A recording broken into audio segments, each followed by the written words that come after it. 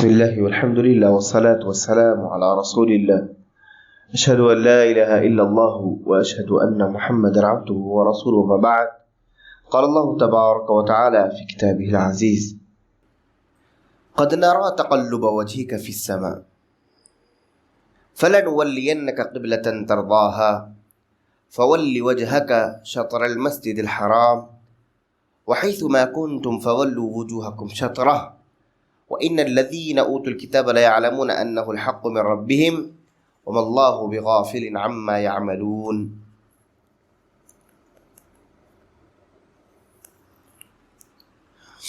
سورۃ البقرہ کی آیت نمبر 144 یہ ہے. اللہ تبارک و تعالیٰ کا فرمان عالی شان ہے کہ قد نرى تقلب وجهك في السماء. اللہ کے نبی صلی اللہ علیہ وسلم سے اللہ مخاطب ہے اور کہہ رہا ہے کہ ہم دیکھ رہے ہیں کہ آپ کا چہرہ آسمانوں کی طرف طلب اور درخواست کی نگاہوں سے پھر رہا ہے، آسمان کی طرف طالب ہو رہا ہے، آسمان کی طرف آپ کا چہرہ گھوم رہا ہے طلب کی نگاہوں سے. ہم یہ چیز دیکھ رہے ہیں. اس سے کیا پتہ چلا کہ نبی صلی اللہ علیہ وسلم کا یہ عمل بار بار تھا، کئی بار تھا کہ نبی صلی اللہ علیہ وسلم کئی بار ایسے آسمان کی طرف طلب کی نگاہوں سے دیکھ رہے ہیں. قد نرى تقلب وجهك في السماء. اس آیت کریمہ سے ایک شارح نزول مفسرین کرام یہ بیان کرتے ہیں کہ ایک دفعہ جبرائیل امین اللہ کے نبی صلی اللہ علیہ وسلم کے پاس آئے. نبی کریم صلی اللہ علیہ وسلم سے جو گفتگو ہونی تھی ہوئی.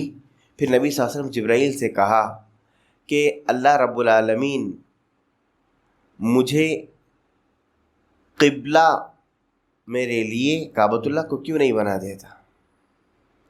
اگر میرے لیے کعبۃ اللہ قبلہ ہو جائے تو کیا ہی خوب بات ہے. جبرائیل امین نے کہا کہ میں تو اللہ کا بندہ ہوں جس طرح آپ اللہ کے بندے ہیں. شریعت کے معاملے میں میرا کیا اختیار؟ میں تو اللہ کا بندہ ہوں جس طرح آپ اللہ کے بندے ہیں. شریعت کے معاملے میں میرا کیا اختیار؟ آپ تو اللہ کے مقرب ہیں، آپ کریم ہیں. صلی اللہ سے مانگیے، شاید اللہ آپ کو عطا کر دے.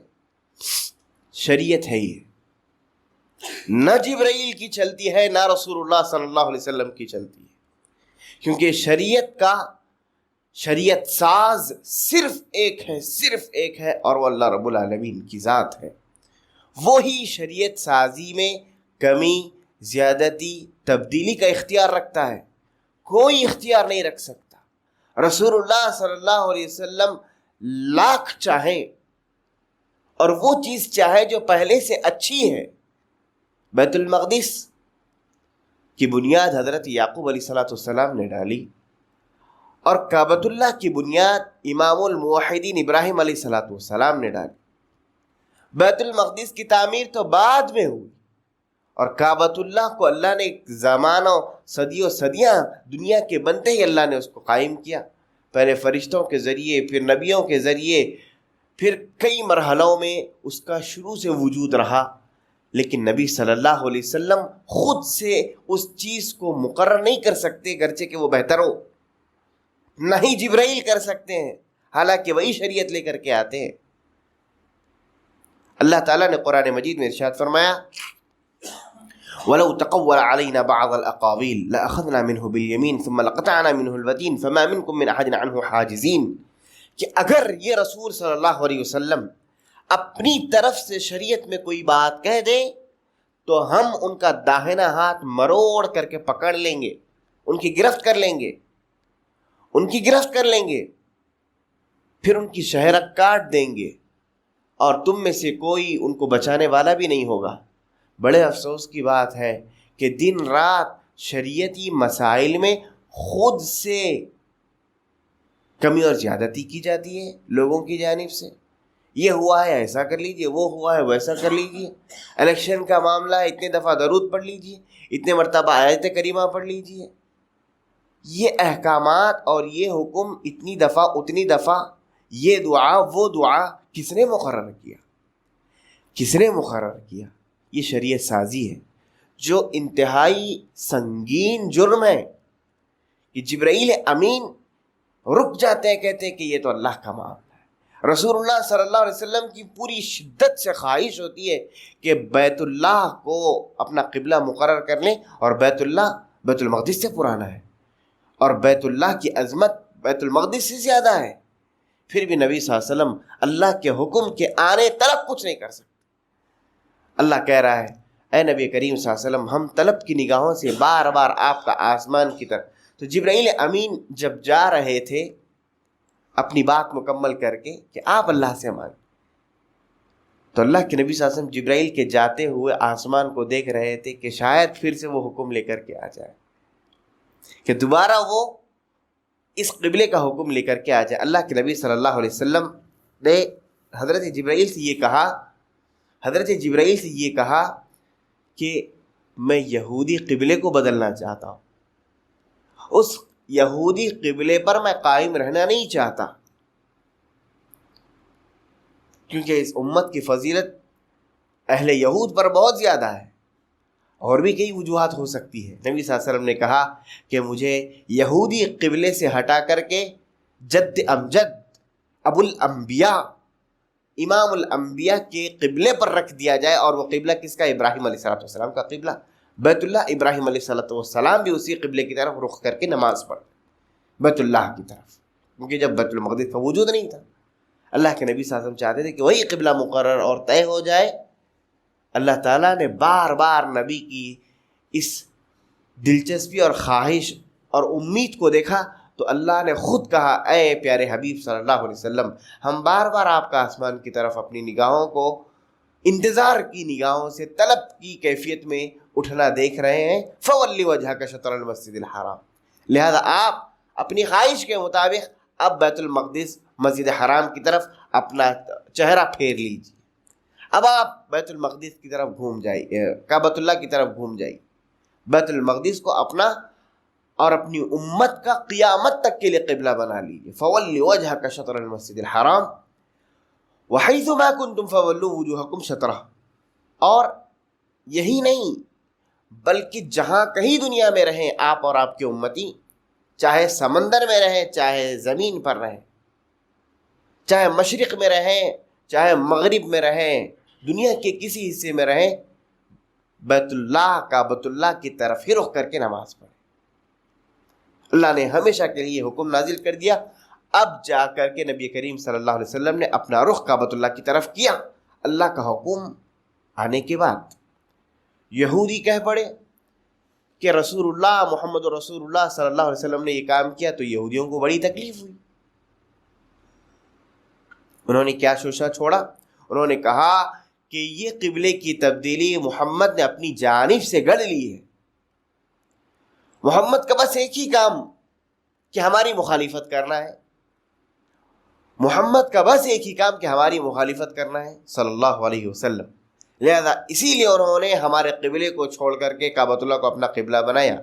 یہ ان کا اپنا ذاتی فیصلہ ہے۔ اللہ نے قرآن مجید کی آیت پھر نازل کی اور کہا کہ وَإِنَّ الَّذِينَ أُوتُوا الْكِتَابَ لَيَعْلَمُونَ أَنَّهُ الْحَقُّ، اور بے شک وہ لوگ جن کو کتاب دی گئی ہے، یعنی اہل کتاب، برابر جانتے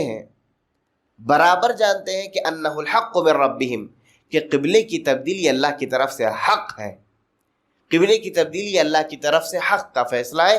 وما اللہ بغافل عما یعملون، اور اللہ ان کی سازشوں سے اور ان کے یہ الزامات سے اور ان کی یہ چال بازیوں سے غافل نہیں۔ وما اللہ بغافل عما یعملون، جو کچھ وہ کر رہے ہیں اللہ اس سے غافل نہیں ہے۔ تو نبی کریم صلی اللہ علیہ وسلم نماز کی حالت میں طلب کی نگاہوں سے ایسے دیکھ رہے تھے، طلب کی نگاہوں سے ایسے دیکھ رہے تھے، اور مستحب ہے۔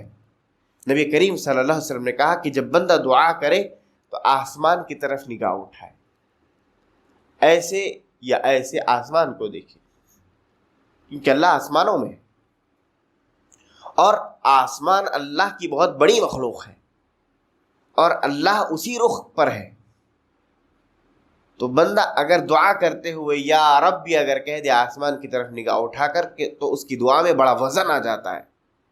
اللہ کے نبی صلی اللہ علیہ وسلم نماز میں ہیں اور اس طرح آپ نے آسمان کی طرف نگاہ کی۔ اس سے امام مالک رحمۃ اللہ علیہ کہتے ہیں کہ نماز میں انسان کو سامنے دیکھنا چاہیے، نماز میں انسان کو سامنے دیکھنا چاہیے۔ لیکن امام شافعی اور امام احمد بن حنبل رحمہم اللہ کا موقف یہی ہے کہ سجدے کی جگہ دیکھا جائے۔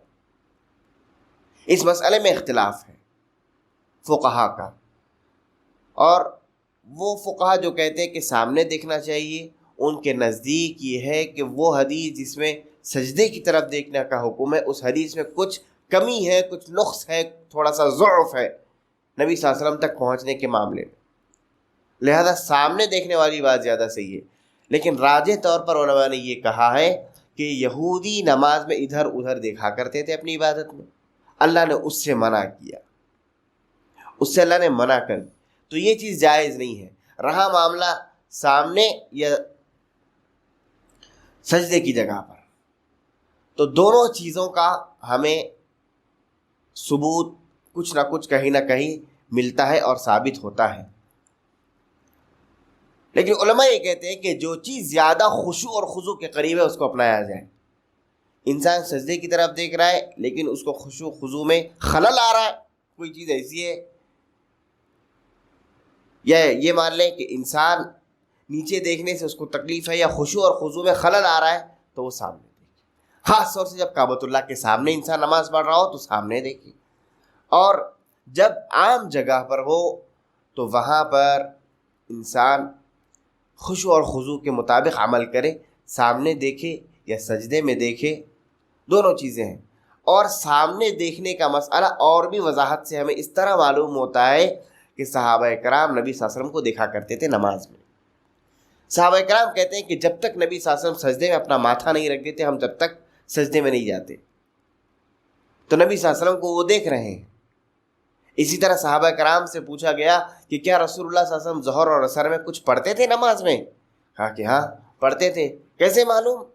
کہا کہ باضطراب لحیتہ، کہ نبی صلی اللہ علیہ وسلم کی داڑھی مبارک میں حرکت ہوتی تھی، ہم یہ دیکھتے تھے، اس سے پتہ چلتا ہے کہ نبی صلی اللہ علیہ وسلم ظہر اور عصر میں قیام میں پڑھا کرتے تھے۔